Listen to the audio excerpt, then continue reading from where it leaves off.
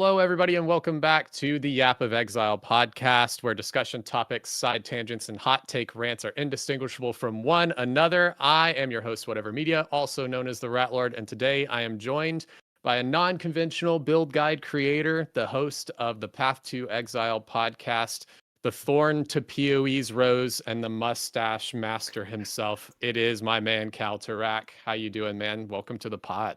That was a great introduction, man. Thanks. I'm doing well. What's the Ratlord? What is that?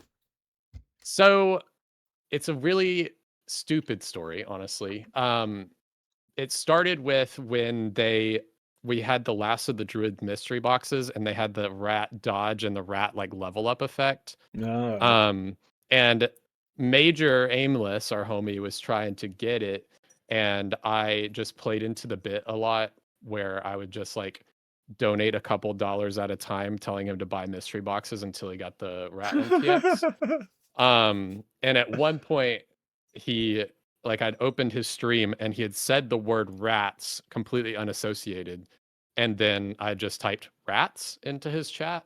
And he was like, "Oh, I summoned the Rat Lord." And I was like, "Oh, yeah." So then we got him that. And then I bought a bunch of mystery boxes and eventually got the Rat MTX and somehow became the Rat Lord. So then in 0.4, we did a rats only Spectre build and took it all the way to T16s and hardcore. Hell So yeah. just kind of fucking around to find out. So, but that's the Rat Lord. Thanks for hitting me with that. Nobody's asked so far, so kind of people just let it be a mystery. Well, Um, so like Ratlord can that title can be many different things, and in a lot of ways it could be a negative title. So yeah, I was very interested to see if you were embracing it as like sort of like a villain, or if there was some cute story behind it, and there was a cute story. So Yeah, we're just out here spreading rats. My goal is to get GGG to let us have the Rat Twister MTX, I do not. or the rat twister from Ritual, like Oh from the infested yes, ones. yes, I want yes. them to give us that as an MTX for Tornado and Twister really bad. So I keep posting it on the forums, hoping that they will One eventually see day, it. But one day. well, with that, we're going to hit you with an icebreaker, my friend. We like to get to know our guests a little bit personally before we dive into the PoE talks. So, the question I normally ask is, what is one thing that you can tell us about yourself that would never come up in just a regular conversation unless you are asked this like specific detailed question? An example, a new one for those who've been listening to the pod, from me, is that I have met the Little Debbie, like the lady from the cookie box that you see in the grocery store. I have personally met her in real life. Cool. Um, yeah, I don't know. That's tough. Like, cause I'm pretty boring. Like, all I do is play PoE 2 or work. So it's either just game development or this, like PoE stuff. Um, yeah, there like a few things. Like, I guess like I'm really into beatbox. I used to like really like I used to watch like every world championship and like follow all the good beatboxers. Still like follow like the pro scene pretty competitively. I'm not good at beatboxing, but like just one day like years ago, a beatbox video popped in my feed, and then I just like was a rabbit hole, and now I follow the entire underground, like it's not even really underground anymore, but like the beatbox community is like pretty massive now. Like there's world championships every year. I really like beatbox. There's a few beatbox bands and stuff that are becoming more mainstream and stuff. That's pretty cool. Um, so yeah, I would say that. I also like musicals. I'm a big fan of musicals. I like the Matilda musical. I liked Wicked Part One. I liked Greatest Showman. I like musicals and stuff. So yeah. That's great. That's really cool. I mean, I I wouldn't have just from the little bit of interaction that we've had been like, oh yeah, that's a beatbox enjoyer. So that's exactly the kind of thing that we want to get out of it. So that's super cool. Yeah, those are like Sweet. when you ask a question like that, like yeah, it's hard to find those deep cuts, and that was the only thing I could think of. Yeah, beatbox is Yeah. cool, and musicals are cool too. Don't hate on musicals. No, absolutely not. My partner and I actually, I had never been like super exposed to musicals, but she has taken me to see a couple. like actually in theaters, and it's such a cool Yeah, dude. experience. And then what hooked me, actually, we listened to when they released the final part of it, Epic the musical, I have not like seen that, but I've last heard it's Christmas. good. It is phenomenal. So if you like that kind of ancient history, fantasy, Oh, I love that kind of I mean, stuff. it's so good. So I mean, it's the Odyssey, right? So it's just like a classic story. So Yeah. it's really good. I highly recommend. Yeah, I've only seen one in actual person, and it was Wicked like years ago. It was like 6 years ago when I lived in California. Um, most of them, that's why I watch them online or the movie variations of them. Yeah, totally fair.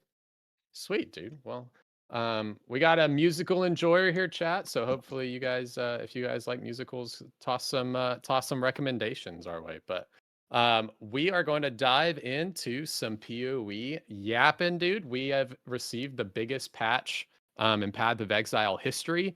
I don't know about you. I am loving this patch. I've been blasting pretty much nonstop. I took 10 days off of work for League launch, so I'm deep in the end game. We just re-rolled HCSSF to start that journey on stream after completing all the content on softcore SSF. But talk to me. Let's start with League starter stuff. What have you been playing, and what build are you currently working on? So League started, it was Ironbound Warbringer. It was a new bow that got introduced that scaled off a block chance. And it had a lot of cool potential with it. And it ended up being like an above average bow build. The damage, like GGG kind of pre nerfed it, unfortunately, which I don't think they should have. And the only way I was able to scale it was with a Mirage Archer tech, where I was scaling cooldown recovery and getting like 6 Mirage Archers. So that was really fun. So like it led to me just like finding that tech and having a lot of fun with it. But the problem with it is it required Alder's Legacy to scale its damage. And that's like a 300, well, at least like a couple days ago, Standard I think it's like down to 220 now or something, but you're spending 220 divine to make a above average bow build. Not a great bow build, not a a mirror tier bow build, above average bow build. And it's super fun. It was cool, but for a majority of the people that were following me, they were not able to like the build. Like it felt like the bow was designed to have Outdoors Legacy in it, and I don't know if like whoever designed the bow anticipated the cost of Outdoors Legacy to be as expensive as it was. Um, in general, if they would have not pre-nerfed the bow, because the way they pre-nerfed it is they made it to where you couldn't upgrade it with the rune forging system, which we were all anticipating to at least be somewhat upgradable. And its damage is just not good enough. It's not good enough. It's like even if it would have been upgradable, it still wouldn't have been better than like your average Fub gun build. So like I'm really disappointed that it wasn't upgradable. I think GGG like kind of like held back on that. And like when you see like companions one-shotting bosses and stuff, it's like this bow would not have been doing that. So it's a little bit disappointing that I pushed it as far as I could, but then once I realized it was price gating most of my viewers, I finalized the build. I moved on to supporting fire, which I believe you played for a while, right? I played supporting fire for a few days. I was planning on playing it longer. I wanted to update the guide, which I did do for the most part. But then I got distracted by my new build, which is a Chiula monk using Void Illusion and Temporalis, and that's been an absolute blast to play. That build's going to be crazy when it's fully min maxed, but yeah, I don't know. It's been a crazy league start. I'm letting build fever take over now, so when an idea Yeah, pops dude. up, we go for it.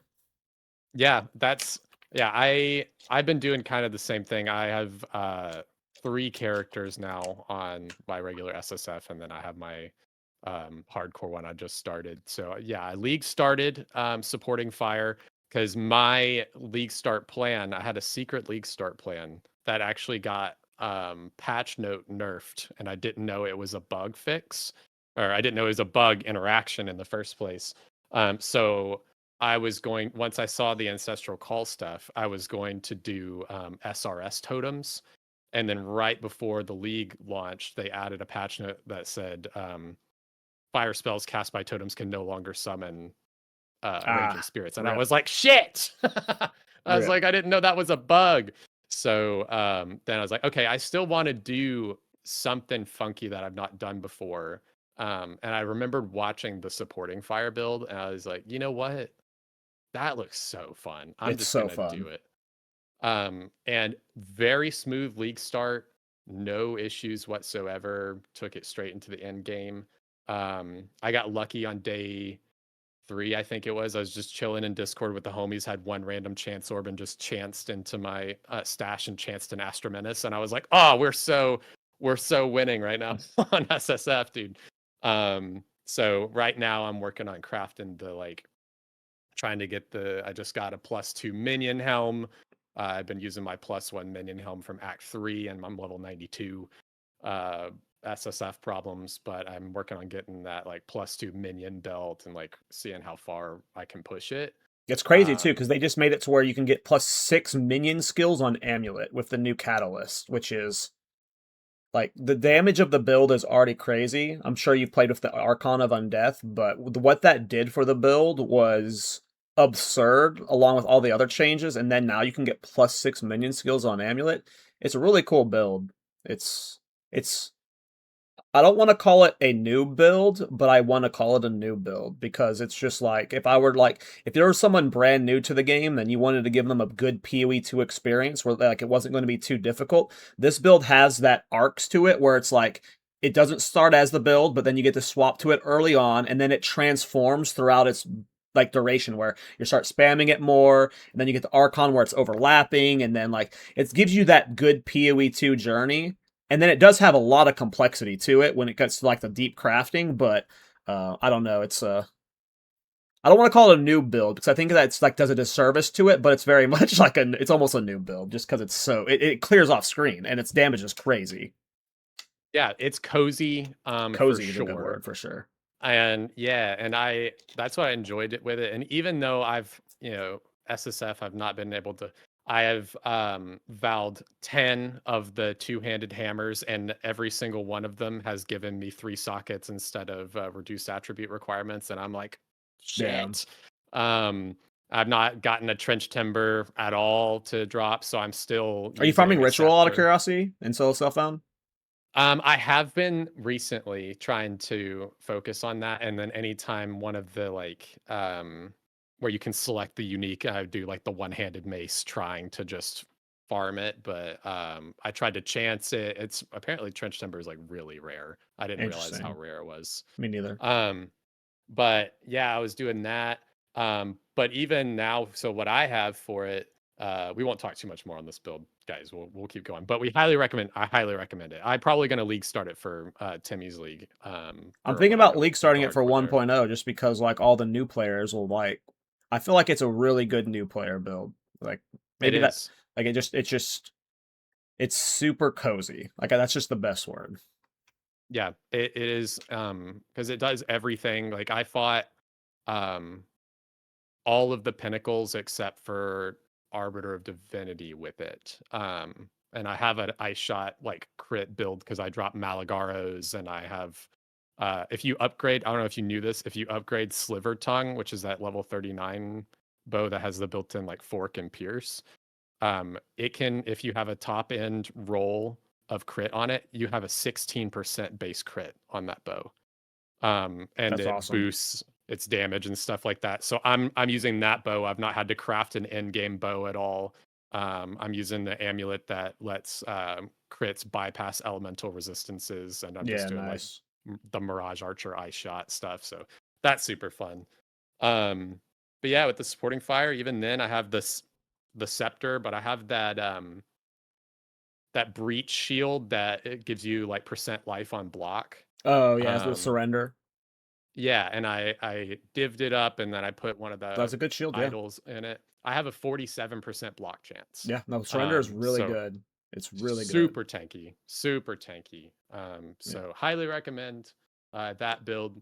I was playing Trade League Um, with it, so I had obviously a higher budget, but I was farming pre-nerfs 200% simulacrum with it, like brain off completely. Like it's not just a good solo self-found hardcore build. It's like it's got scaling to it that can full clear all the content in the game. So like if you're someone who wants just a cozy league starter, the downside of it is it's a minion build, so minion builds get pricey if you're trying to super min max them, but you don't have to min max the build at all to like full clear all the content. So yeah, and I'm a testament to that. I mean, I have a +3 scepter.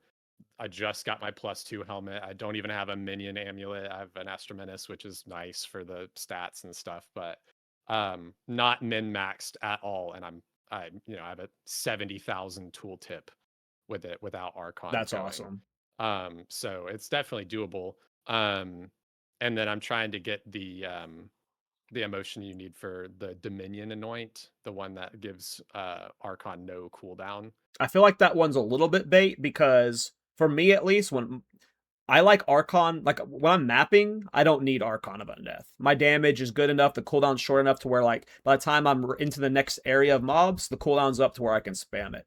And I like the cool that like obviously there's some awkward moments where you need to wait like 10 seconds before a boss before you want it to start to come up, but when you don't have the anoint, it's 200% cooldown recovery, which means like every 1 point or 0.8 seconds you're casting a new supporting fire and you're overlapping 5 to 6 of them, versus if you have the permanent one, you don't have 100% uptime on it because the proc rate is kind of annoying. It's only a 50% proc chance without any investment into it.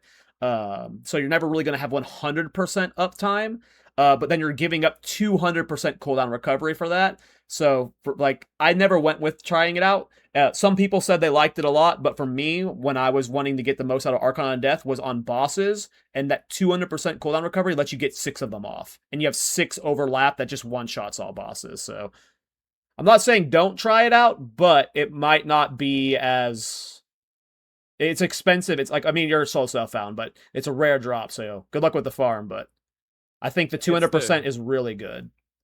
Yeah, I kind of just want to give it a try and see what it does. It's the contempt one that I'm struggling to get because Yeah. you have to kill like construct enemies to get it to drop, and I'm Yeah. like, ugh. You So can that's get a pain, but I think it's like 50+% chance to trigger Archon when you use the things that consume minions that like put the spikes on them that gives you oh, the the buffs. offerings. Offerings, yeah. There's specifically a belt mod that gives you a better chance of proccing Archon with that. So if you're going to be going for the permanent Archon, you're going to want to try and get that mod on a belt so it's proccing more often.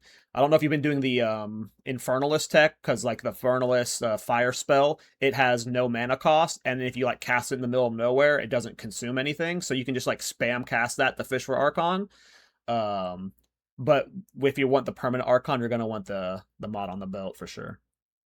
Okay, yeah, I didn't even think about the Infernalist thing because I would do like the gas arrow from the snipers and like a couple things because I was using the gas arrow to like break armor because I don't Oh have yeah, I mean the that's nice too. But the Infernalist, yeah. like you can literally just hold right click on it forever, and if you keep your Infernalist downranked, it'll cost no mana, and it's infinite fishing. So Nice. Okay. See, guys, I'm getting build help and I'm not even we're just trying to yap about it, but yeah. That's so great. Dude, I appreciate it. Sweet. Well, talking about builds and build variety, we're having a lot of fun. Um what I wanted to ask, and you can choose like one if you don't have like a favorite, but what is your favorite build interaction that you've been able to discover or play with overall so far? From it can be 0.5 or it can be like PoE2 in general. I have a hard time with the word discover because it's very, very, very rare that somebody is what discovered the tech. The first time someone discovers something, like that is very rare. Usually, a lot of times, if someone gets told of a tech and then the streamer popularizes it, or they expand on the tech and make it better. So like if we're talking about a tech I discovered, I don't I'm sure there's one or two that I'm remembering because I've done some weird fucking builds that like have like led to some stuff, but like something that I have purely created, I can't think of off the top of my head that like is my favorite. But like of the crazy builds I've done, I think the old Wind Dancer armor explosion chaining was freaking crazy. Like I think it's still my most viewed YouTube short. I think it's got 500,000 views on it. Those Wind Dancer armor explosion stuff was freaking crazy. I see Blade saying in the chat the multi Mirage. I don't know. I don't know. I don't play Archer builds before. I don't know if anyone's ever tried stacking cooldown recovery with Mirage Archer before. Maybe I'm the first one to do that. I don't know. I don't follow bow builds enough. I didn't know you could stack Mirage Archers to 5 or 6. Maybe that one. That one was super fun. Like getting 5 Mirage Archers on a Warbringer was really cool. Um, I had never heard of that before. It I might have have no been Blaine idea. or I can't remember, but somebody had been like, "Yeah, Cal's got this really cool tech for like 6 Mirage Archers." I was like, "What the fuck are you talking about? Yeah, Like, how because do I you think do most that?" Mirage Archer players don't feel the need to scale them because they're playing it on Deadeye, and you get 2 that way, right? And that's plenty with a regular rare bow, right? Why would you ever need more of them? The Righteous Fire Roa build, that was freaking awesome. That was one of my favorite, but that wasn't even a tech I discovered. It was literally after my podcast, I went into the Thorns Discord, and 2 of the Thorns mods had literally just started talking about, oh, I just socketed Infernal Legion into Roa. So like they're the ones that found it, but then the 3 of us were like immediately like diving into characters, experimenting it. So like I helped flesh that mechanic out a lot. That one was super freaking cool. Like the Righteous Fire Row was awesome. Um, They made it to where you can't like, put that on I think Roa I anymore, don't know right? actually. I don't know. I don't know if that's changed this patch. You could still do it last patch. I haven't tried this patch. Okay. But yeah, I don't know. It's tough to I think I helped like push Thorns really far. Like no one was playing Thorns, and like for me that was like there was no one I could learn from. So that was like a fun archetype to expand on. At now there's a lot of people that play Thorns that are who are like know more about it and are better than me at it for sure. But initially like when I was like one of 3 people playing Thorns, there was no one that was like there was no one else doing it. So like, when you're making a build, you can go to Pee-wee Ninja and you can like get ideas from like 30 other players and you can make your own Frankenstein build, right? There was no one doing that for Thorns. So like a lot of the early Thorns techs, I feel like I'm the one that discovered them, but there wasn't really much to play with early on. So, it was yeah, I don't know. It's a tough question to answer because I don't like, I don't know if it's like, I'm not trying to be like imposter syndrome me about it, but like, it's just hard to say like what you truly discovered. But those texts, those were all like the ones I look back on and like, those were freaking awesome. Oh, the one tech I think I did discover actually was the Shattering Palm Thorns tech. Shattering Palm in 0.3, you know how Shattering Palm, you put the ice crystals on an enemy and then you have to do damage to them again to detonate it. And back then, you couldn't hit hard enough to detonate themselves. But what I was doing was with Quill Burst. Quill Burst makes you do Thorns damage around the target, and that was what was self detonating the ice shards. And it was like one of the first Shattering Palm builds that had self automation of the shard bursting. I think that one was cool. I don't know. I don't know. There's a lot of No, weird stuff. that's super sick. No, I definitely like when I think of, when I talked to Rabbit, he was so thankful that I called him the plants guy and not the like ED contagion guy. But I don't want to be like, oh, you're the thorns guy. That But dude, I have I that mean, same thing, dude. Like I don't hate thorns, but like I'm starting to because I'm being associated more with thorns than anything else, and I think I do a lot of non-cool thorn stuff. yeah, you for sure do. I mean, that's like you are actually the first the supporting fire build is the first build that I have league started that I haven't been just like having a concept in my mind and going for it and then looking at stuff to try to make it better. You are the first one that I've like been like, I don't understand this, so I'm just gonna follow this and That's learn as cool. I go. So it's great stuff. I was inspired to do in 0.2 some thorn stuff because of some stuff that you did. So I did, and I'm happy I can do it again. Because for a bit, the build when they added sprint, you couldn't do this anymore because I had it set up for a cast on dodge thing with caltrops and thorns and stuff. And I did a hardcore SSF gemling roly poly build. And all I did was dodge roll. I just held Did you ever spacebar make a and just video rolled about it? around. Because I feel like I remember seeing it. I I, remember seeing a I, few dodge roll builds in 0.2. I don't know if I ever saw yours. yeah, I didn't post it on YouTube, but I did. I had some, well, I posted a couple shorts about it, I think, but I had some clips of it. But it was before I was like really getting into the content creation side of things. I was kind of just like bored in 0.2 and dicking Isn't that around. how I was funny how it begins though? It's just like you're playing the game and it's like I just have this cool tech that I want to show people. That's how it started with me with this game and with Thorns. It was like, oh, I'm playing the game. I found a Thorns helmet, and my first PoE2 video was literally not even like it was me leveling to like level 30 with Thorns, so I'm not even really showcasing anything cool with Thorns yet, and I'm just talking about all the Thorns items in the game, and it just like all it takes is you getting a little bit excited about something, and then there are people that want to see, and then you just go from there. Yeah, I was becoming I've been playing like Poison Pathfinder was like my big thing from like 0-1 all the way through. And when in 0-3 they changed toxic growth to not make you jump back and do the whole Oh, animation thing, right. I was immediately like, oh, can I make Toxic Rain from PoE 1 and PoE 2? Is this possible? So I league started that in 0.3 and got it pretty far, but I wasn't sure how to scale it quite right yet. Oh, yeah. And then I ended up coming back to it and really pushing it. And like me and a few others, like Everseen and some other creators were like really looking at it. And I was like, oh, I'm so excited to like make a guide and do this stuff for like 0-4. And then I heard, hey guys. And I was like, no, no, my Oh, build. no. And you know how it is, like, oh, it's my build, oh, it's my build or whatever. But then I was like, damn, I'm gonna enjoy this while it lasts because they're gonna gut this build now. So they killed my boy going into 0.5. Very sad, but that's okay. The What are fub you gonna do? effect is strong. The fub The effect is fob effect strong. is strong, dude. That's fun though. I think that if I had to pick like an interaction, like learning how to like scale toxic growth and stuff, was a big thing for me. Like learning there's that node that like increases the magnitude of poison you deal on your first hit on a target. It's like 60% increased magnitude for the first poison or something like that. And I was reading it, and I remember being in a call, and I was like, guys, wait, it says target. It doesn't say enemy. Are toxic growths a target? And I started playing with it. I was like, holy shit. That's how it starts. It increased the damage dramatically and was making them pop instantly. And I was like, oh, this is it. This is it, boys. That's how it starts. So Do you strictly so play fun. solo self-found? I played trade in 0.1 for probably like 300 hours or so. On like an ice strike monk and a like grenade gemling. And then I quickly went to like HCSSF for 0.1 because there just wasn't much to do. And I just wanted to challenge myself. I'm a big like Souls game enjoyer and Yeah. stuff. So I was like, let me just like kick myself in the balls for fun, I guess. I'll just like suffer through this.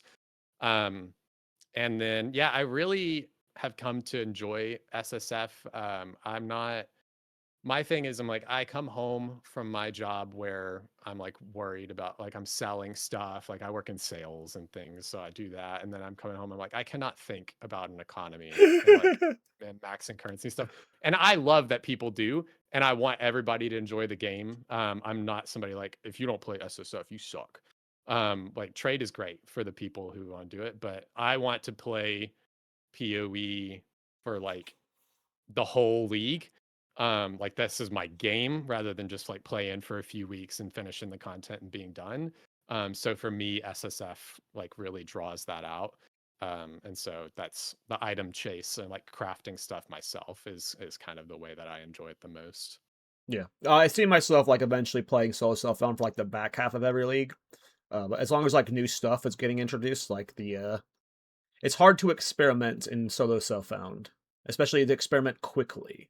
Whenever you have an idea and you want to execute it on it fast. Like this Void Illusion build, there's no way I'm doing it in solo self-found ever, right? So Yeah. It is interesting though, and I'm curious to see what you think about this, but kind of going into the next thing I had planned because I was going to talk to you about like build variety in the league because that's always like a big topic of like, oh, is there build variety or is there only like one build to play? And I feel like league over league, it's just like every league is like the best league we've had yet for build variety. I know there's some people who would say like, oh, well, this build's the top of the league. Like if you play anything else, da, da, da. I'm like, well, there's still 20 builds that can clear all content easily. Um, but for me in 0.5, I haven't like this has been the best SSF league so far. A big part of it is the ritual change. Um, like going through ritual, I've gotten all of these like rarer uniques that normally are needed to kind of get a build going, like the plague fingers and the sun splinter shield and the fire flower amulet and like different like these like very niche pieces that don't normally pop up. My unique stash tab is almost full. Yeah. on anything that's not like a boss unique or like a T1. So I feel like I really do have the ability to kind of experiment and do that stuff. Um, that's on day like 3 or 4, I killed a Rogue Exile in a T7 map and it drops Malagaros and it drops Aratha's Assault. And I'm like, well, that's 2 builds right there that I Yep. can, work on. So I just think that we've been given a lot more tools um, to be able to acquire that stuff easier. But I wanted to see your perspective on it, and especially because I'm not a trade player. How has that, like the availability of like these uniques and stuff like that, affected the like economy side of build creating? Um, I don't think it has too much. Like ritual, like the ritual change is freaking amazing. I love it. Like it makes it very easier to like target uniques. I think it just expedited like the first week of the league to where more uniques were flooded in to where like it makes it more viable to league start builds that are unique dependent, which that's cool. In terms of like build diversity, I have never agreed with like the argument like that you have to look at only S plus builds, and anything that's not S plus isn't viable. Because in my mentality, really anything that's like B plus or higher is a viable build for this game right now. And I don't think there's a patch where we've had more builds that are B plus tier or higher. I feel like you could give me any skill in the game, and like 99% of them I could scale to Uber content in Trade League.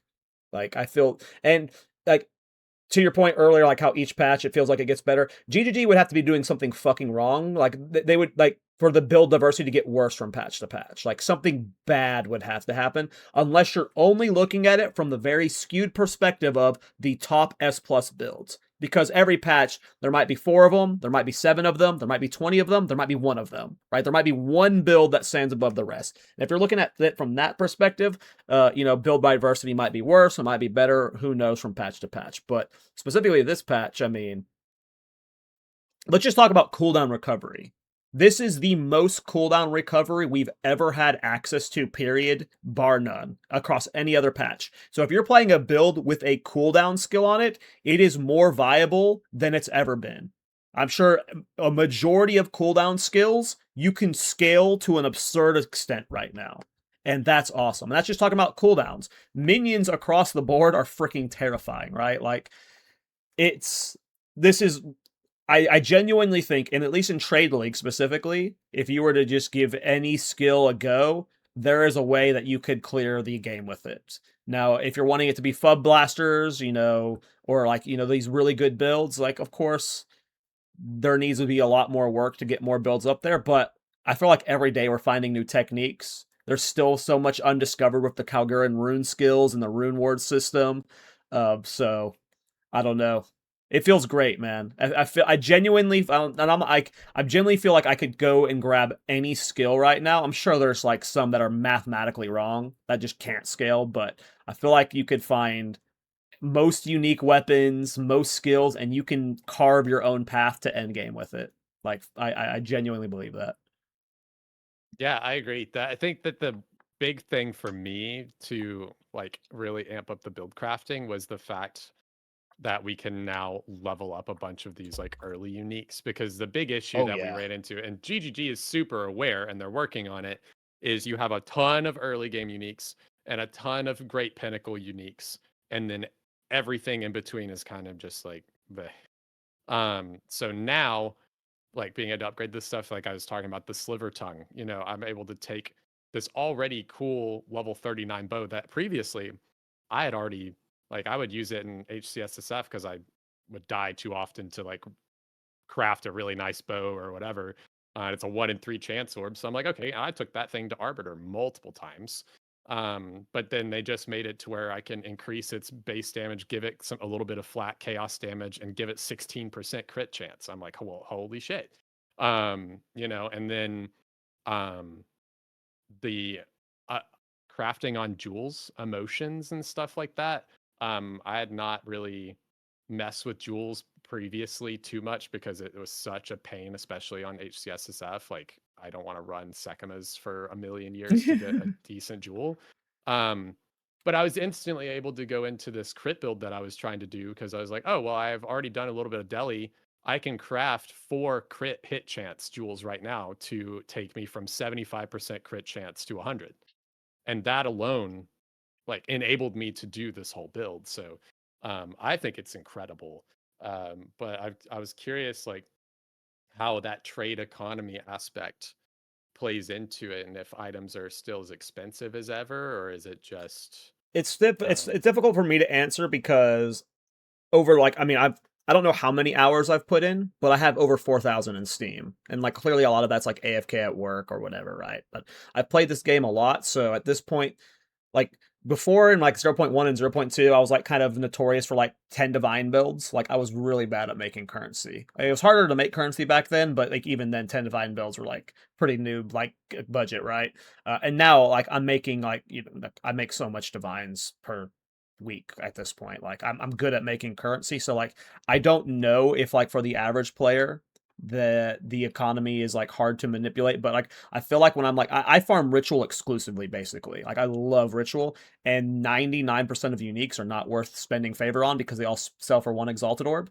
So I genuinely think that's a good thing. I think the unique upgrading system is the best thing they've added to this game in terms of build diversity, because there was going to always be a problem where they had to mentally overcome the hurdle of how do we add cool leveling uniques that we know are not going to be usable in endgame. And that's always like a kind of shit design perspective. But now, anytime they make a unique, they can be like, okay, here's the early game version. Here's the mid tier version because some of them have 3 upgrades you can do. And then here's the late game version, right? Like a Pillar of the Cage God has 3 versions of it, right? So, like it's not just good from like a player perspective, but just like from their perspective, it enables them to be way more creative with unique design, because before when you're making that unique you're literally only making that one unique. Now they're making 2 to 3 uniques per uniques, and that enables them to do so much cooler stuff. Like a lot of them are just kind of like shifting the base up, right? Like making the base valuable more. But over time, you're going to start seeing these like transforms the uniques more and stuff. And I think it's just like for the long term of the game, this unique upgrade system is potentially like the best thing we've gotten. That's new to PoE 2 specifically. Like this is an insanely awesome feature. yeah, talk to me about you said like Pillar of the Cage God has like 3 versions and stuff. I didn't even actually realize that some of them had 3 of them. Yeah, What is so that? What is that? How does that Pillar, I work? was trying to make it work in my Void build that I'm doing right now. So the base version, it's the same as it was before. If you never use Pillar, it's just a base quarterstaff, but it scales off of a strength, int, and your dexterity, making it a stat stacker thing. They have one of the upgrades increases its just flat base damage, physical damage up to where it's just making it better, right? But the third one's super cool. It matches the damage of the second upgrade, but it makes it cold damage. So now you have an elemental scaling killer of the Pillar of the Cage God. So before it was forced to play physical, but now you have this elemental. You add painter's gloves. You're doing tri-elemental. That's what I mean when these upgrades can completely transform an item, right? Pillar didn't just go from its damage went from like 1 to 8 base to like 60 to 86, right? The third version made it an elemental staff that completely changes how you want to build around it, play around it. Because now you can do a stat stacker with Trinity and Painter's Gloves and get some really cool interactions with Pillar of the Cage God. That's what I mean when like these upgrades can be transformative, because we already have seen like glimmers of what it could be. And when you're designing these uniques now, and this stuff matters to me because I work in game development. It's like kind of my job, so I'm always like trying to like look at stuff from this perspective. But when they're designing uniques now, being able to be like, I can make this low level unique that scales to this and this, like that's going to be so good for their creativity, and the cool items will get down the line.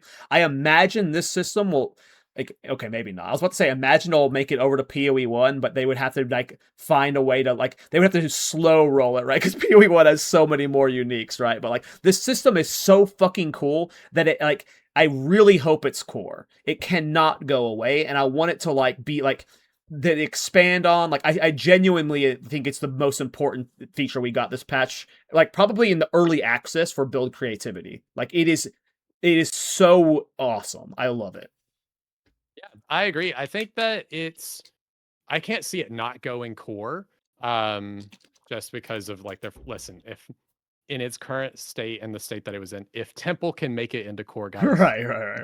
this anvil is gonna be fine. But uh thinking about it from the perspective of like once it does go core, right, where like the Verisium and stuff like that, that's going to be coming from strictly expedition. So I'm assuming that this league mechanic that you also find in maps isn't going to be that way once we go into Correct. core. So Yeah. it's going to roll into expedition. Um, and since we've lost the recombinator, we've lost expedition vendor crafting for the tiny bit that that was worth.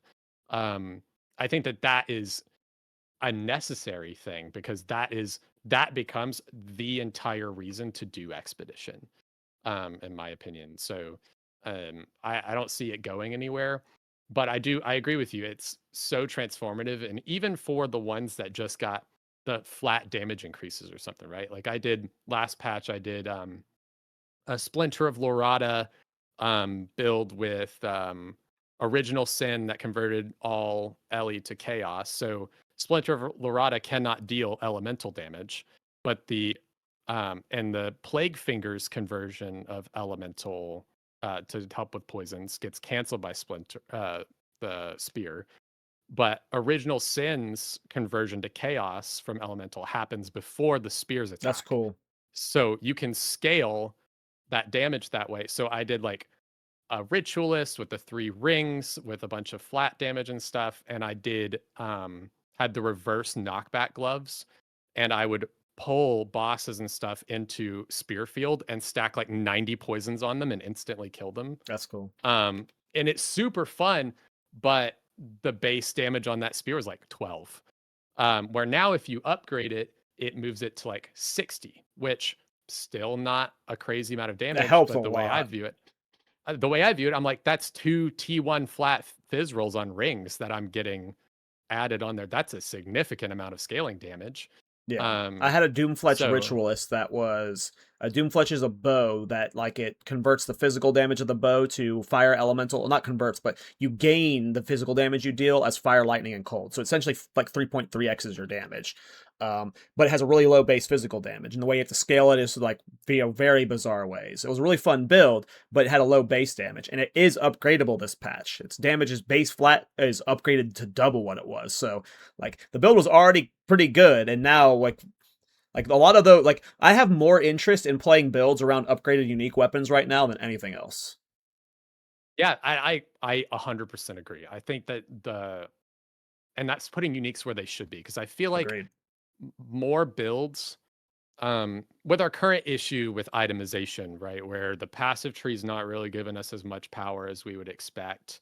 And you know that will come with time with the classes and hopefully in these mid-league roles that they're doing, where they're going to be touching on the passive tree. They've already been adding nodes and things that'll fix it. But right now there's so much power behind gear. But why would I take the unique if I can do this crazy, like almost deterministically crafted 6 mod crazy rare item, right? Where now it's actually giving uniques that leg to stand on. Another great one. I'm a big bow enjoyer. I know that you're not as much of a bow guy, but the Splinter Heart bow, it's only like level Oh 16, yeah, but that's has like the cool. Yeah. built-in split and stuff. The upgraded version's base fizz is 200. Yeah.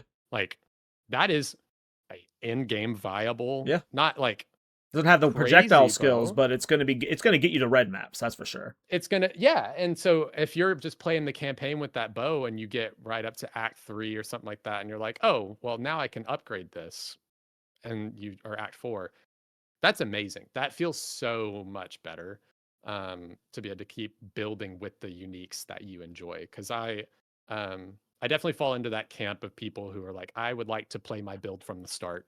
I know it's not possible with every skill, like Yeah. that doesn't make a I'm the sense, same. but like I want to play it as early as I can. So the fact that I can play with a cool unique and then level it It's with my awesome, dude. characters is really enjoyable. Yeah, the two bow builds I've played have been Ironbound and Doomfletch. They're both unique bow builds, so you know it just shows how much like I don't play bow builds, but if there's a cool enough unique bow, it'll get me to play a bow build, right?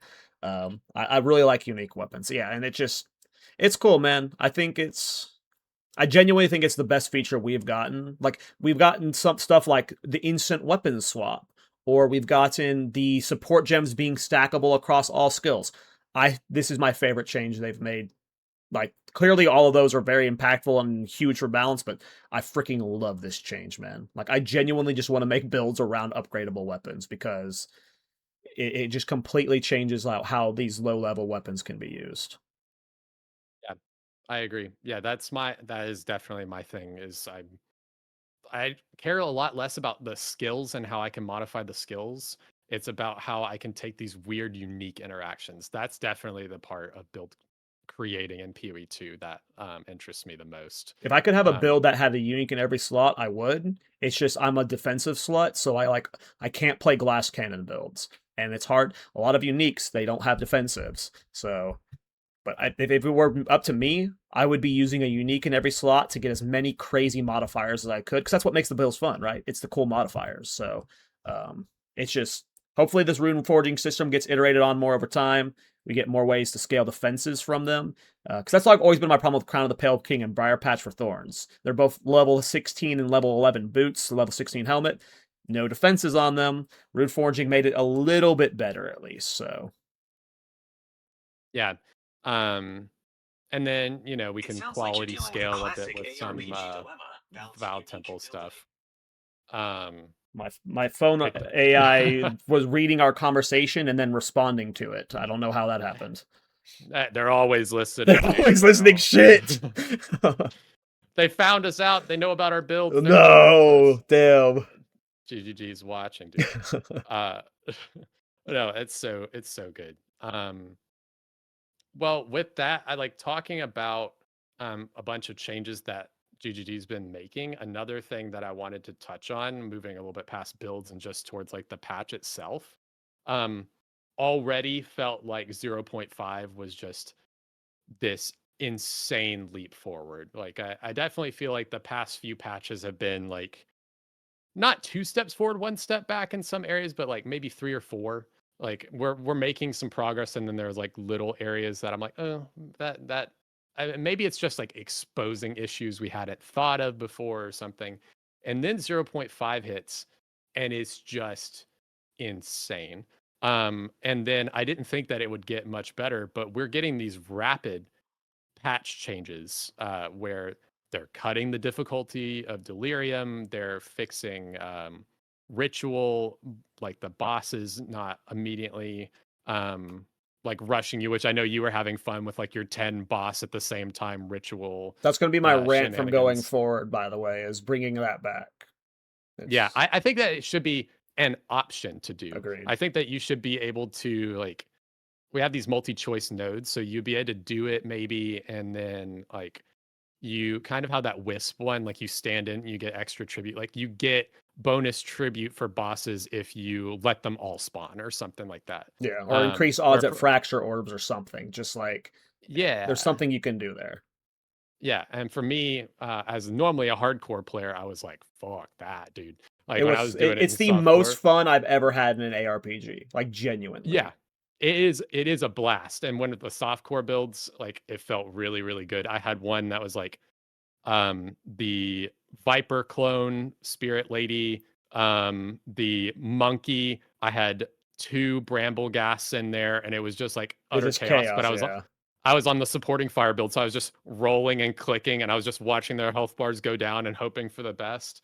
It feels really great, but I'm happy that they have changed it for the hardcore players. Agreed. It I needed to wish it was change. still an option. It needed to I wish change. it was still an option for sure.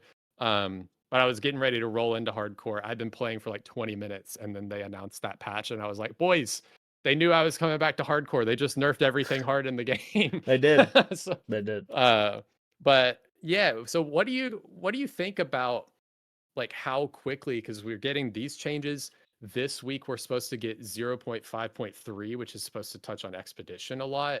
um do you think that we're going to keep this cadence, kind of maybe not every week, but this like rapid patch cadence rolling into this like mid league patch? Or do you like, I don't know, what are your expectations with that? I mean, For those who have watched my podcast, one of the like rants I'm like people get annoyed about when I bring it up is I've wanted them to patch frequently this entire time.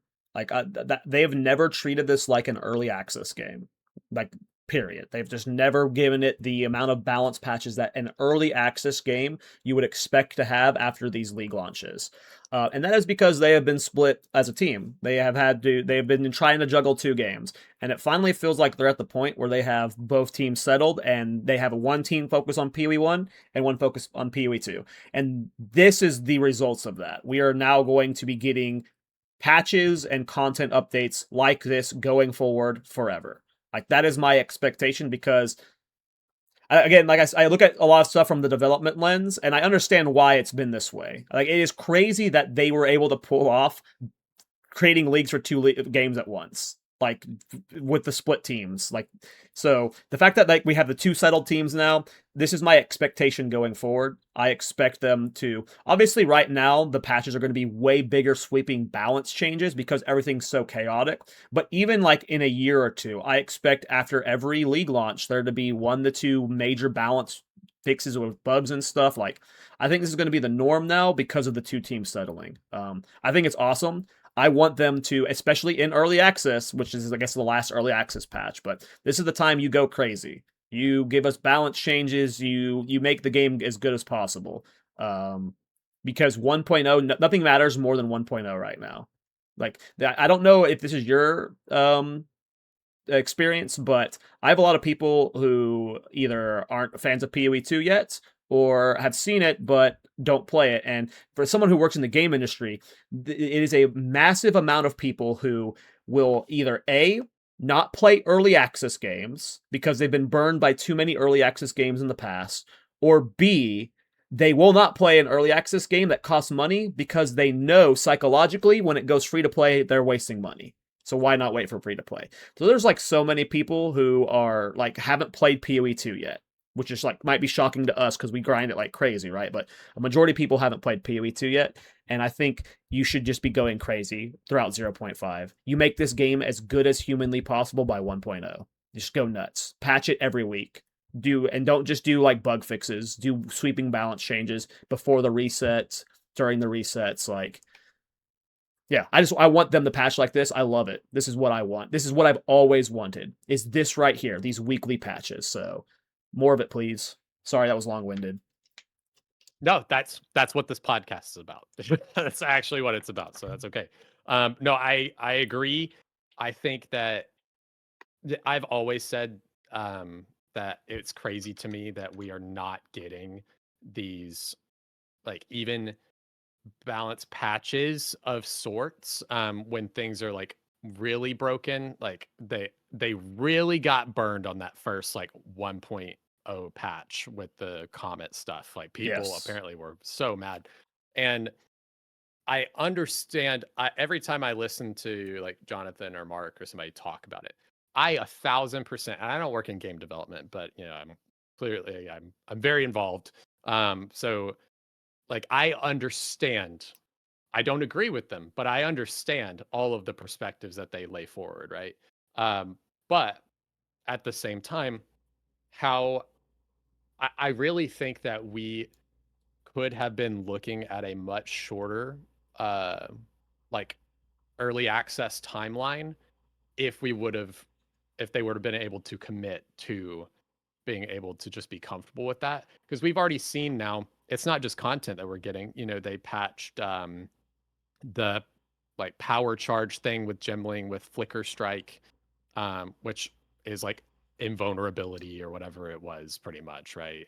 Um, and people were mad about it, and they're like, "Well, oh well," and I'm like, "Yes, yes, do more of that.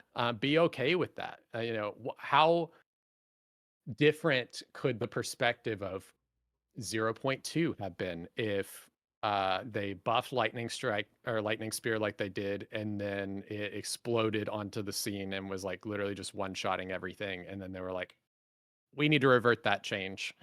The build still would have been crazy good, but I think that we would have made a lot more progress over time in what they're focused on now, which is these patches to like do a ton of balance stuff to get us ready for 1.0.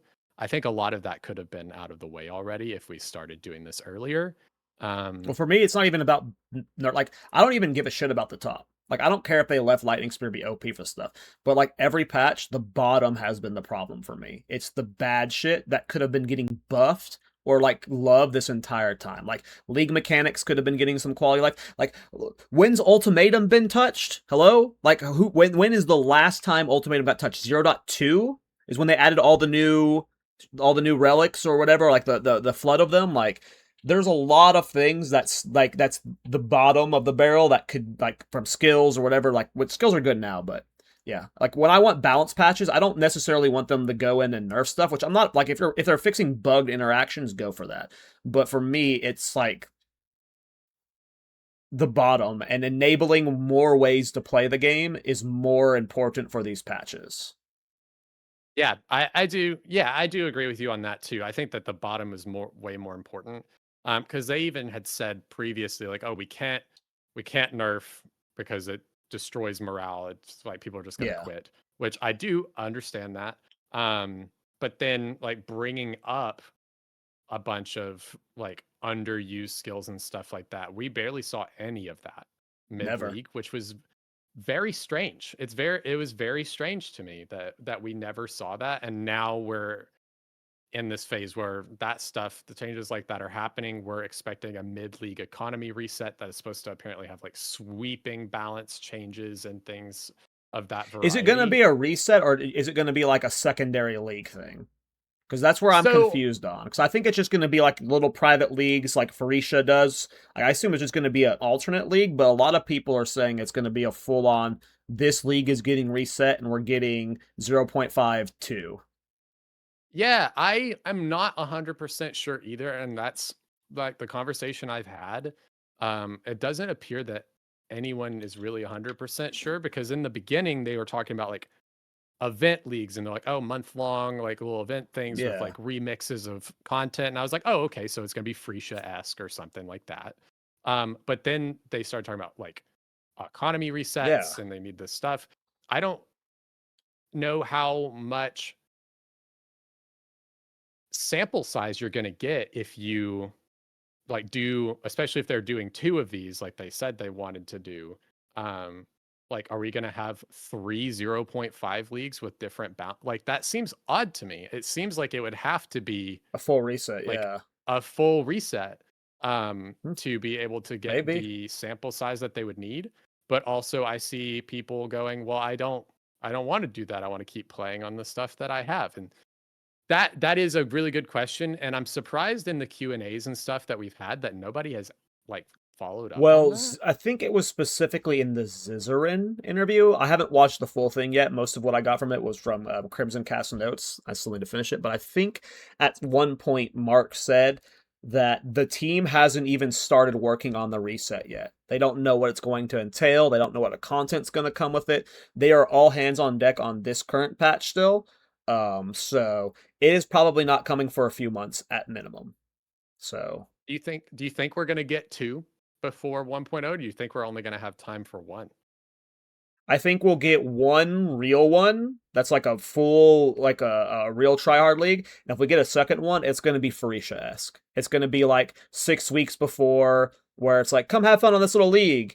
But I think for like an actual, like a hard balance thing where they alluded to maybe adding Arcane Archer and the Last Druid Ascendancy, I think that would happen in just one of them. Like imagining one real one and one meme one.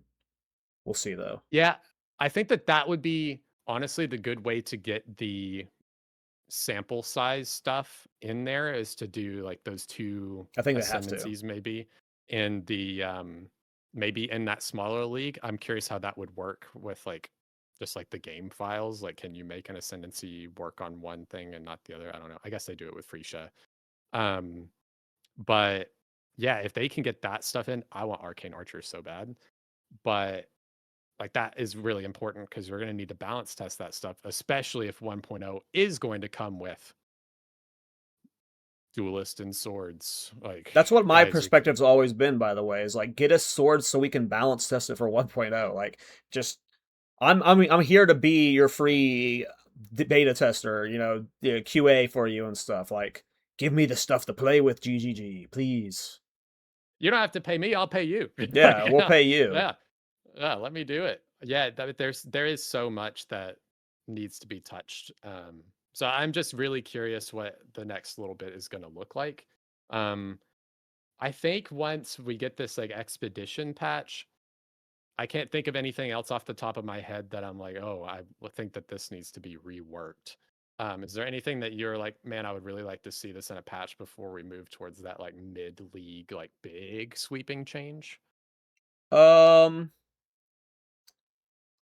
for me, it's Ultimatum and Sanctum.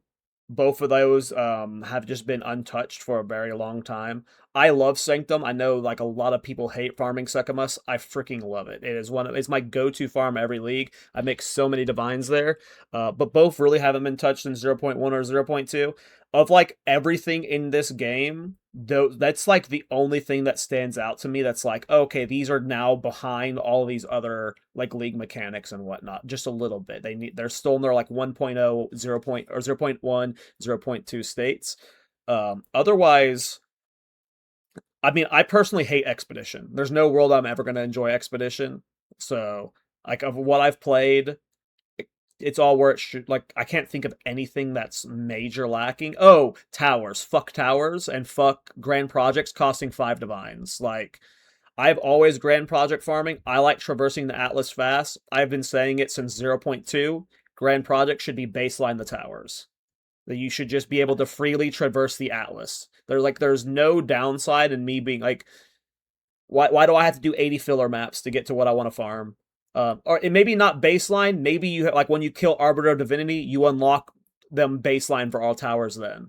But yeah, I hate traversing the Atlas right now because of filler maps specifically. I don't know if you feel the filler map problem in Solo Self-Found. I don't know if you're doing super juice content, but like whenever I'm going from like if I'm chasing the Breach Hive or I'm chasing 200% Delirium Cities or whatever, any map that isn't doing that, it's take out tablets, Alkin Go, and spam. And that's not necessarily a bad way to play the game. That's not necessarily boring, but I feel like the Atlas Traversal would be just made way better if Grand Projects were either more common, so they're not 5 divine per, who's going to do that in every tower you hit, or did it just make them baseline? Yeah, that's the big one Yeah. for me, is towers. Yeah, I have chanced a bunch of irradiated tablets, and I have yet to get a single grand projects. And I've used 0 this league. I usually like my go-to farm is grand project farming, and they're just so expensive this league because the value of them have gone like before. If you're using grand projects, it was because you were specifically Citadel or Lineage gem farming. But now, because there's so many destinations, which is good, I'm not saying this is a bad thing, but everything's a destination, whether it's Abyss stuff, whether it's Abyss cracks or whatever. Like you're always trying to get to a destination. It drove the value of them up extremely. Because if you're going to do a farm, why aren't you doing it in a city, right? So, I think that has like it was already annoying before because it was my favorite farm, but now it's like frustrating. So that's where I'm at with it. yeah, yeah, I think that the destination thing is great in concept, but I was talking about this a good bit with Try when I had him on. Was just I think that the individual map node density on the Atlas is way too fucking much. Like Oh yeah, the yeah. you're moving like 2 inches per map, where I feel like the density of nodes on the Atlas could be cut in half and it would still So feel kind of sluggish. sometimes I'll choose a path because I see it'll have like one node that like snakes super long. It's like, oh, look how much distance I get. Like I agree with you. Like I've never had the discussion about the density of like how much distance a map goes. That is definitely a problem because you'll sometimes get these hyper areas where there's like 5 of them in this little cluster that are all 2 inches apart. It's like I got to clear through all 5 of these to move 5 inches. But there, you'll see over here, there's a route that's like 2 maps that gets you to the same spot faster. I don't know how you solve that, but that is definitely a problem for sure. Like there are just times where it's like, and if you're doing those filler maps, then it doesn't. I don't like doing it that much. The filler maps, I don't know, but I play a lot, so that's probably why I dislike it. No, I mean, I never did this before this league. Like normally I would just be like, okay, well, I'm just gonna use whatever and just like take my time to get there and farm content. This is the first league that I've properly been like, if I need to get somewhere, I'm using like T1, T6 maps or Yeah. something like that. And I'm taking tablets out. I'm not even like, sometimes I don't even alch them. I just throw them in because I actually don't want stuff to spawn.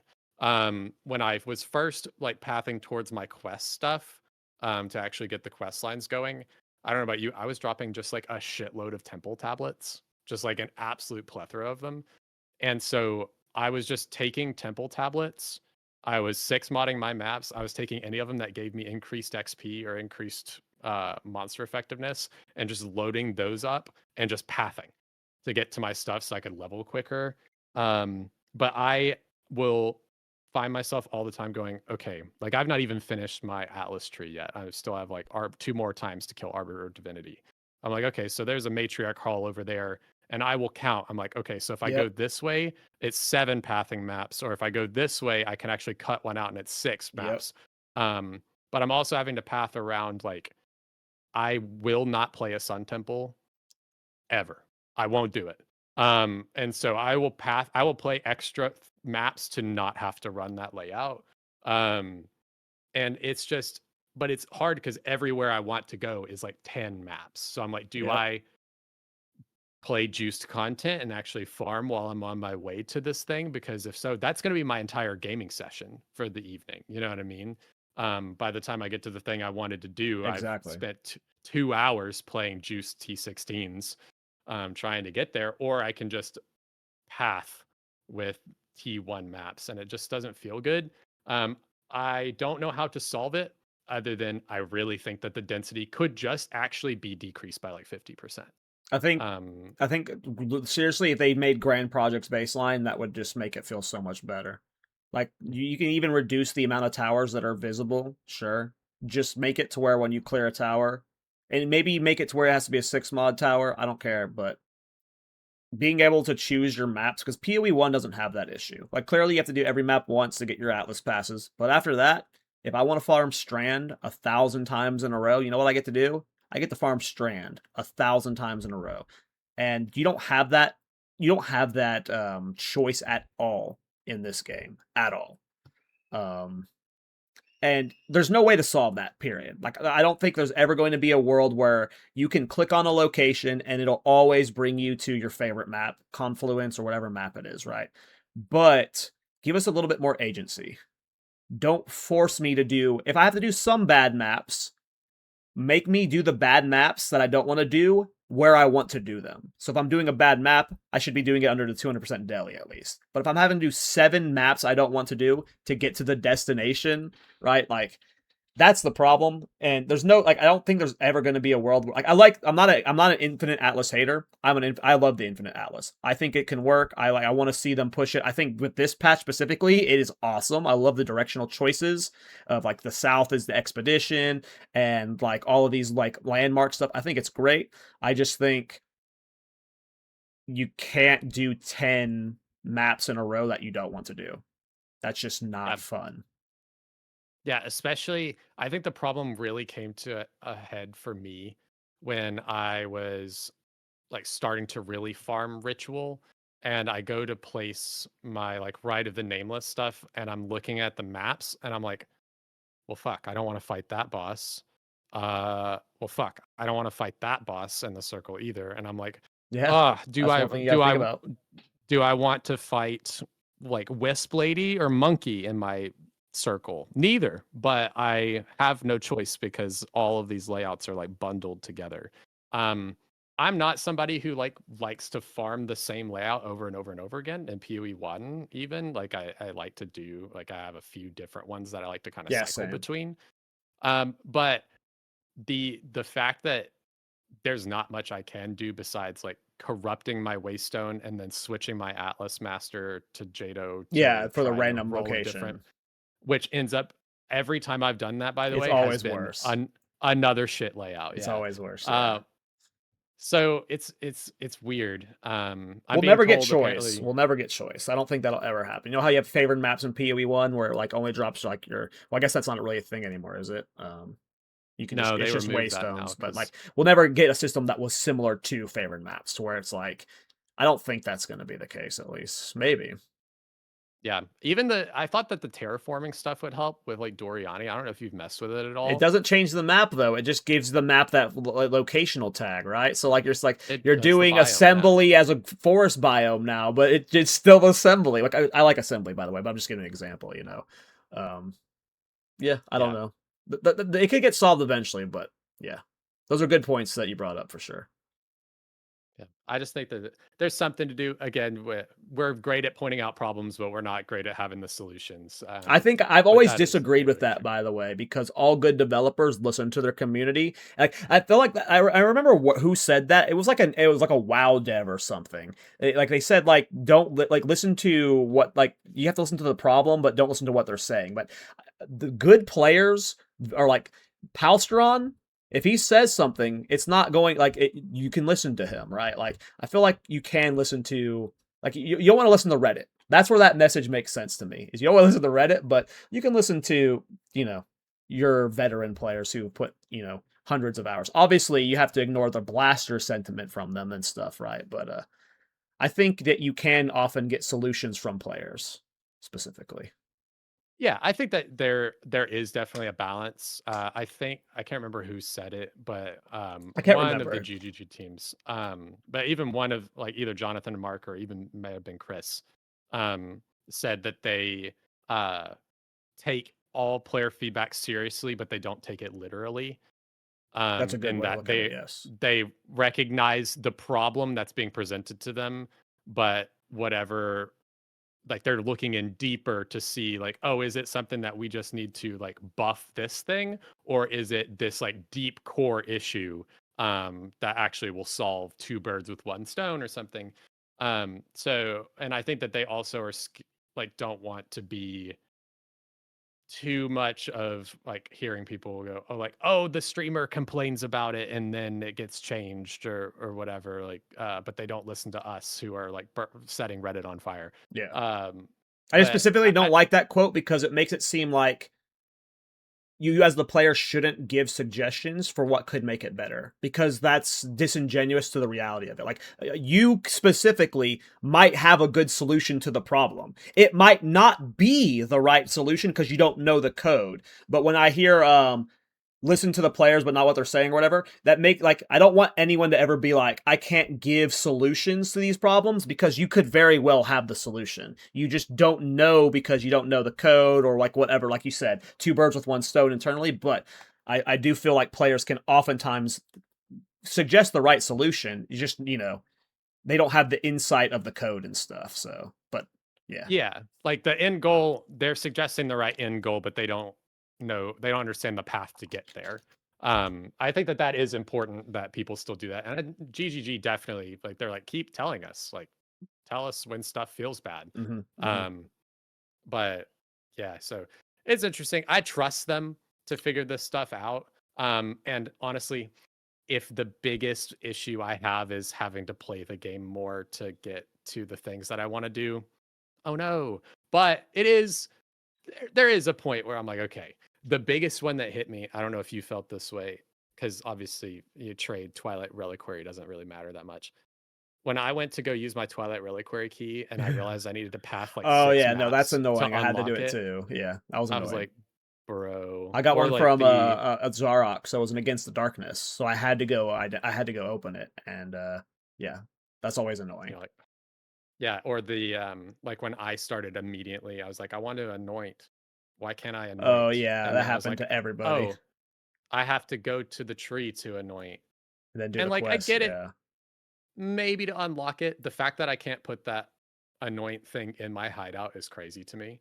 Oh, so you should definitely go in Um, the hideout. But the reason why I think it is good is specifically as someone who wasn't a PoE 1 veteran, when it came to PoE 2, the reason why I knew who Dead Rabbit was is because he made a video like the first month of PoE 1 that was how to anoint your neck.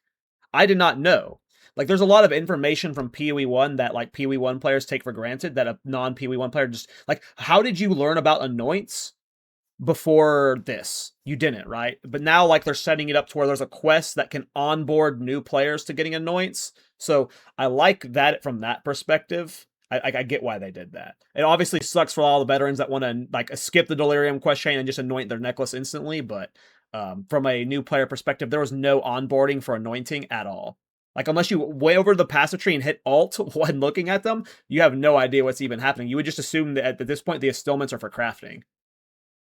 Yeah, and I do like that they tutorialized it, because I mean, for the past year and a half we've been bitching about like there being no tutorialization for stuff. Yeah. So like that part, I am totally on board with that. The main thing for me is they kind of took this issue that we had in 0.3 of like I have to travel to the Well of Souls and do the thing. Yeah.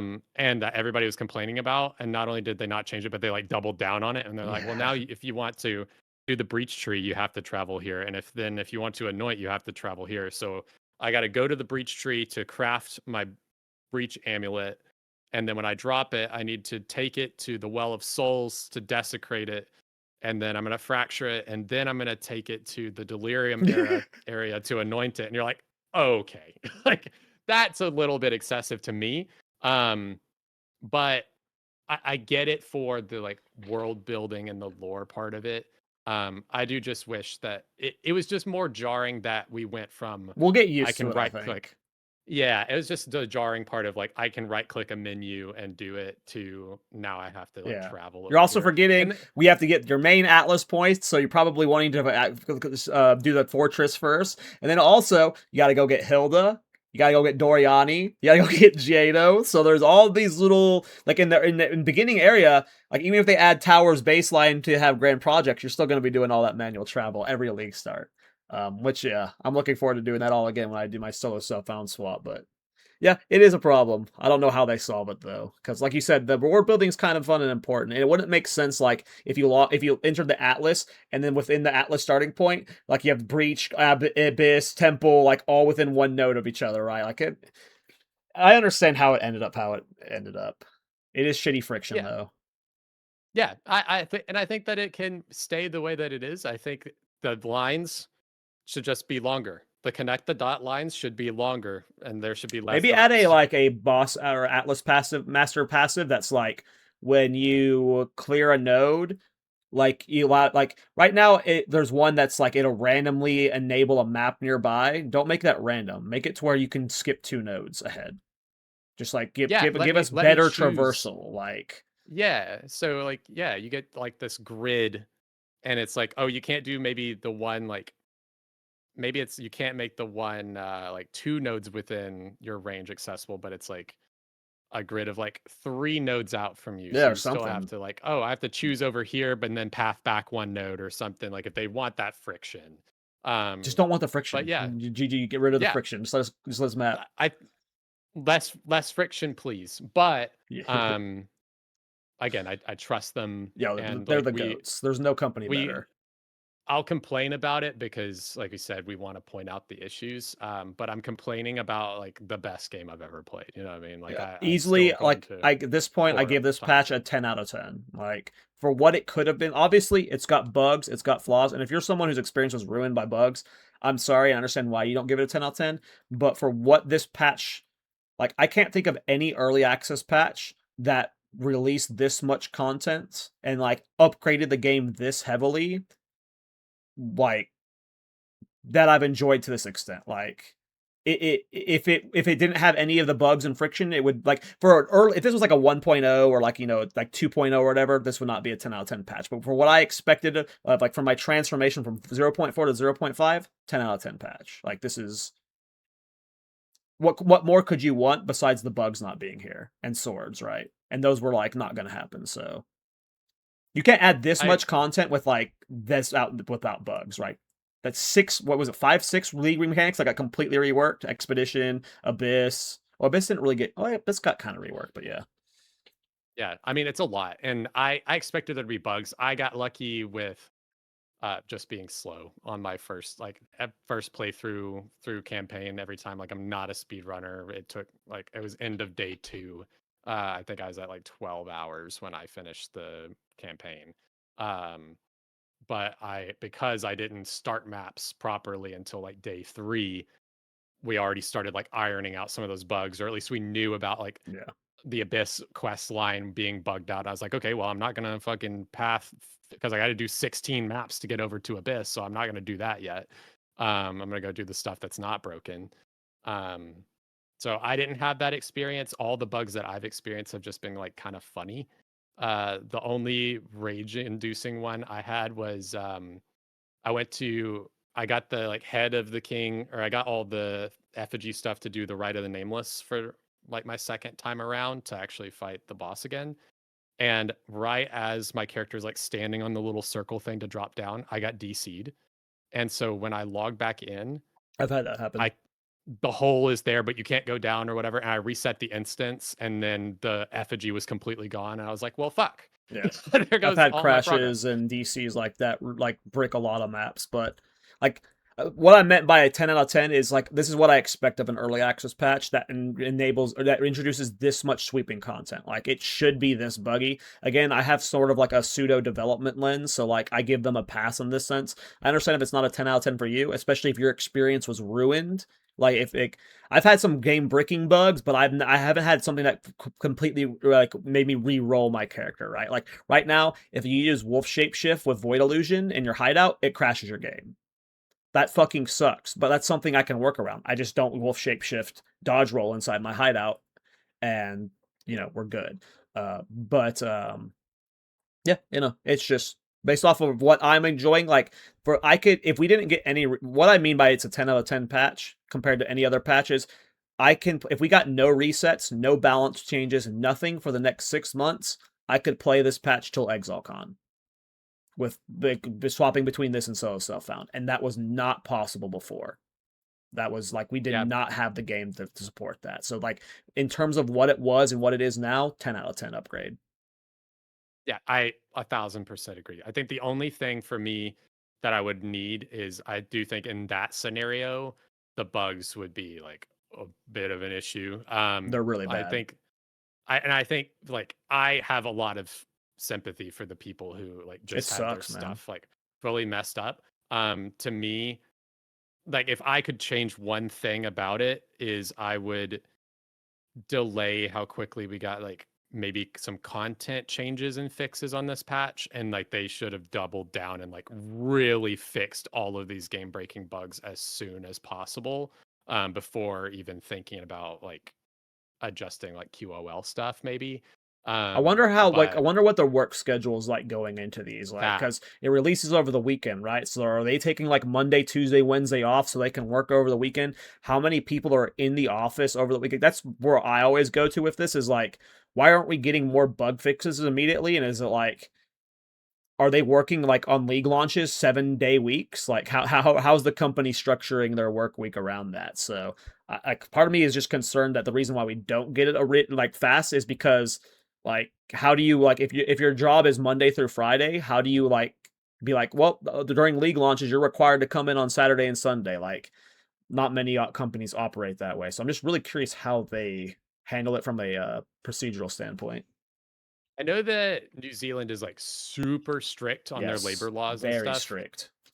From and this might be like headcanon that I'm creating, but I feel like I've heard this before is that they or maybe it was this way in like PoE 1, that they had like a oh my god, we need to put the fires out team that would have maybe like Wednesday, Thursday off or something like that, and then they would work like Saturday into Sunday so That's that how I would there are assume it. people there to kind of like fix things. Because then in like the pod that they did with like Ziz, I know at one point they were talking about one issue. I don't remember which one it was, and Mark was like, "I'm pretty sure the person for that is back today." So I don't know if that person. I don't feel like they would be letting people necessarily like go on vacation around league Yeah. launch. So I feel like it's one of those things that maybe they were like the weekend team and they had to like get their comp day off or something like that. Yeah, that's why I always just Um, assume it's like why we don't get those changes faster is because yeah.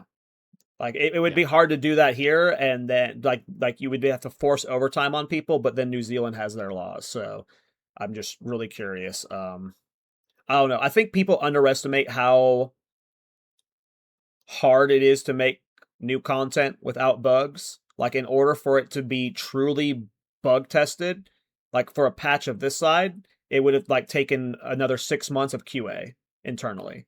And then we wouldn't have gotten it for a year. So it's like I don't know what you can like I don't think there's a there's no game company out there that could have released this patch in the time frame that they made it in with less bugs. Like I don't think that's possible.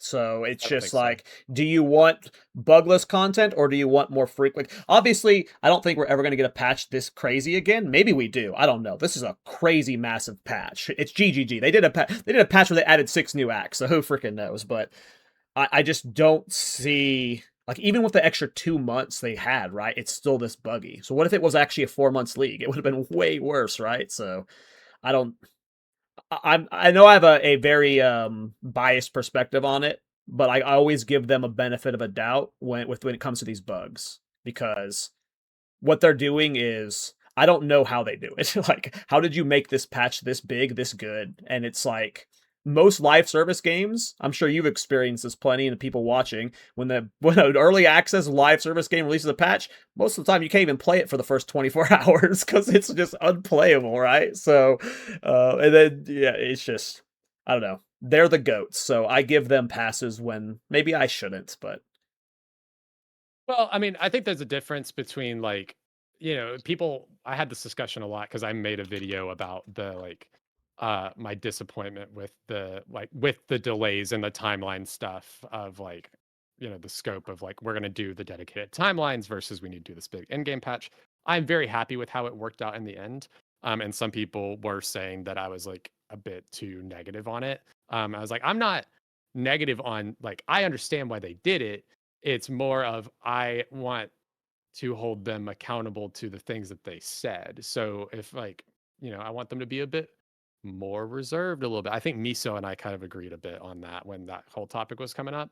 That I think y'all talked about on your pod too. we've had talks But about it many times. It's I mean yeah, it's both sides make sense. Like I yeah, get both sides of it. It's tough, so yeah. And that's where like, but I have empathy for them because, like you said, with other live service games, even full release games, I mean, when Vessel of Hatred for Diablo 4 came out, it was supposed to come out that night at like I don't know, like 10 p.m. my time, but this was before PoE 2. And I wanted to play it, and I just like kept setting alarms to like check on it, and the game didn't become live for like 7 hours after it was supposed to launch because it was so broken. Crimson Desert still So gets bug fixes. It's been out for like 2 to 3 yeah, months. Like yeah, and then you have stuff like I was a big like Destiny player before diving into PoE 2. Like I have a Destiny 2 tattoo on my forearm. Like hell I'm yeah. really into it. But Bungie, they one thing that they did say was like we have so many QA testers and they put in hours and hours and hours, like that's all they do. And in the first like I think 30 minutes of a release of an expansion or something like that, the players put in more time than all of their like dev testers over the past like 2 years. Yeah, So like you are going to find stuff that we couldn't find. exactly. And I That's why think they did like this though.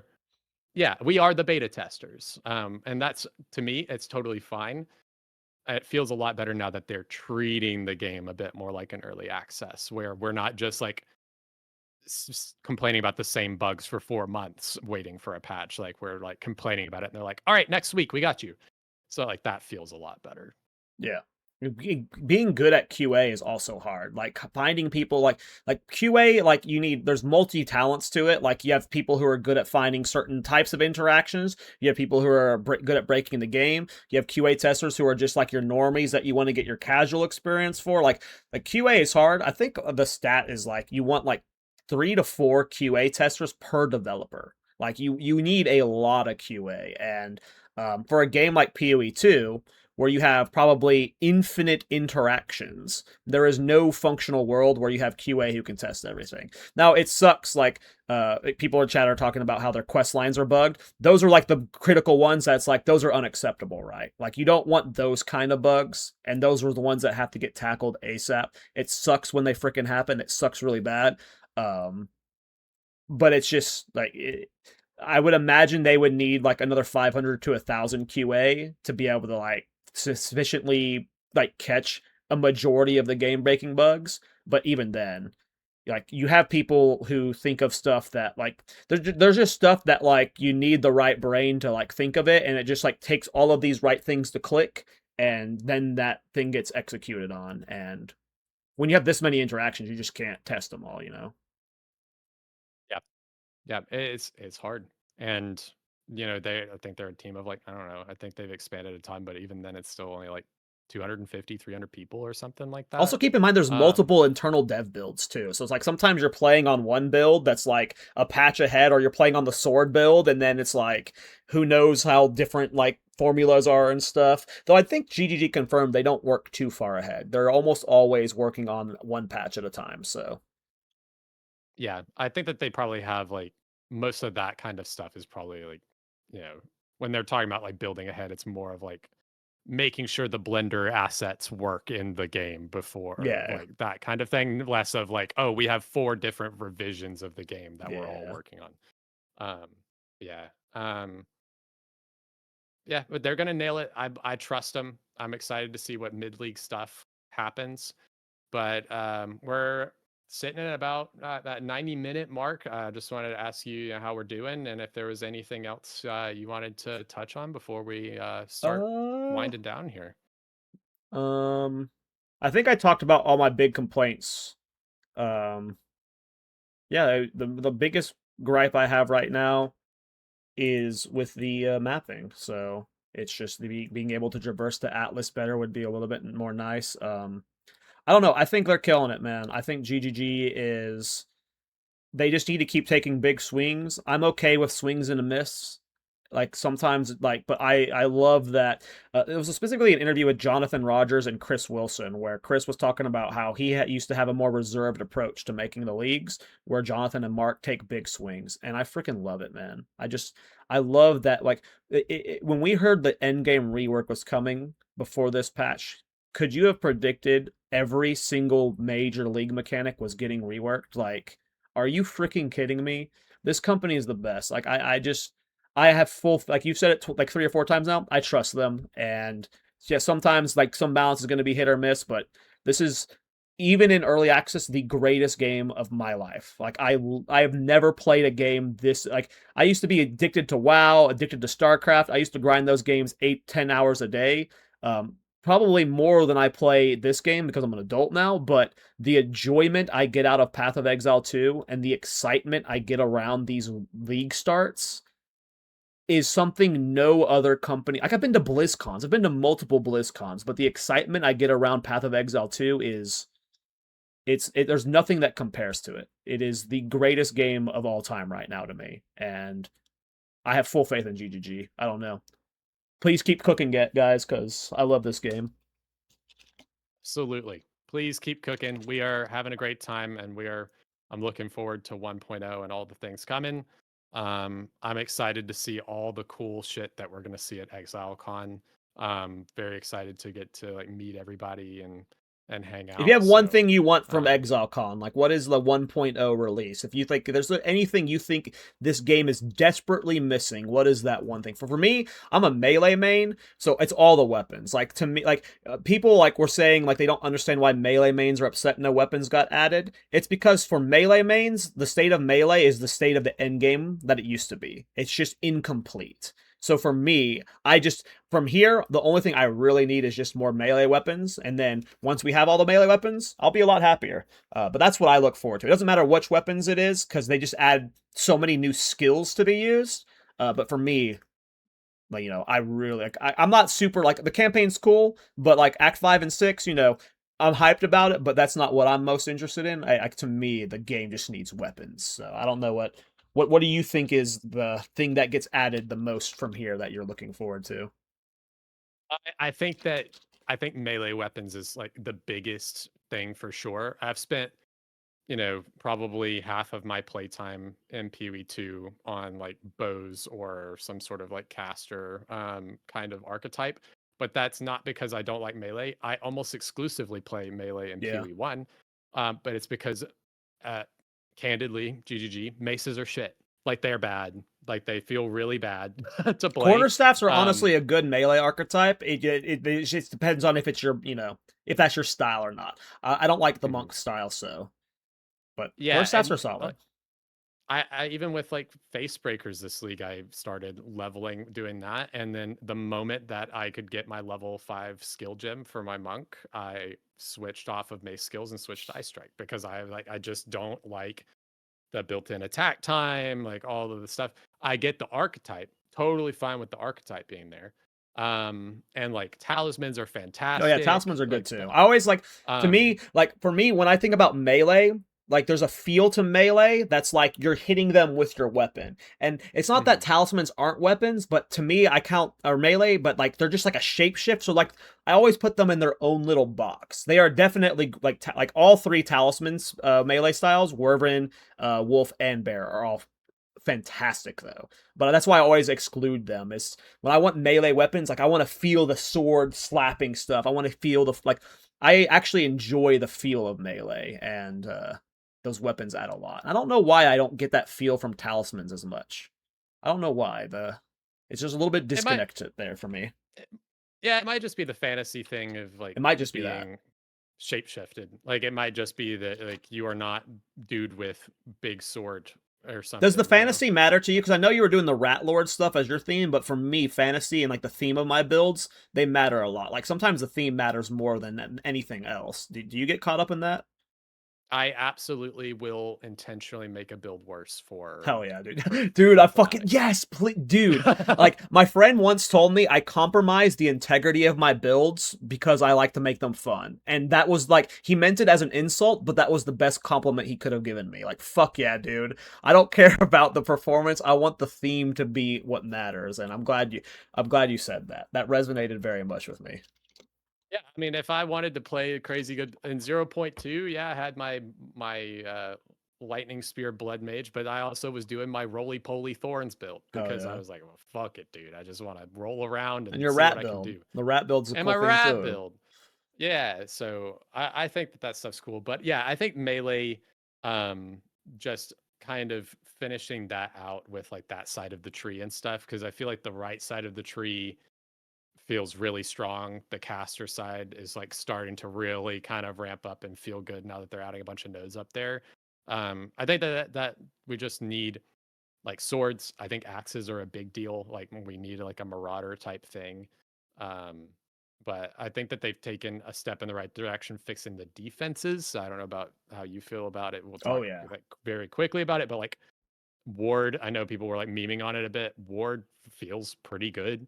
Like just even having a little bit of it. There's been multiple times that I hear the sound and I go, "Oh, I would have died just now if I didn't have that like 300 ward or whatever that I had that I can use my life flask and get my life back up to stop the one shots." That feels so much better.